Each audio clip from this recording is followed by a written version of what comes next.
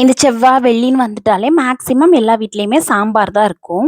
கல்யாணத்துக்கு முன்னாடிலாம் எங்க அம்மாகிட்ட சண்டை தான் போடுவேன். ஏன் செவ்வாய், வெள்ளினா சாம்பார் தான் வைக்கணுமா? வேற எதுவும் வைக்கக்கூடாதான்னு சொல்லிட்டு. ஆனா இப்ப தான் புரியுது. செவ்வாய், வெள்ளினாலே கை ஆட்டோமேட்டிக்கா சாம்பார் வைக்க தான் போகுது. இன்னைக்கு அவியல் சாம்பார் செஞ்சு ரொம்ப நாள் ஆச்சு. நான் அதுக்கு தான் ரெடி பண்ணிட்டு இருந்தேன்.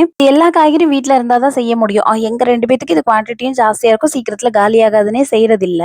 எங்க ஊர்லலாம் அவியல் காய்கறின்னு சொல்லிட்டு கேட்டாலே குடுப்பாங்க. ஒரு ₹50க்கு கேட்டோம் அப்டின்னாலே எல்லா காய்கறியுமே மிக்ஸ் பண்ணி குடுப்பாங்க. இது அவியலும் வச்சுக்கலாம். நமக்கு சாம்பாருக்குமே பத்தும். அந்த அளவுக்கு குவான்டிட்டியா தான் குடுப்பாங்க. நேத்து போயிட்டு எல்லா காய்கறியுமே ஒண்ணு வாங்கிட்டு வந்தேன். வரும்போதே மாங்காவும் வாங்கிட்டு வந்திருந்தேன். அத கட் பண்ணி இன்ஸ்டன்ட் மாங்காய் ஊறுகாய் தான் போட்டிருந்தேன்.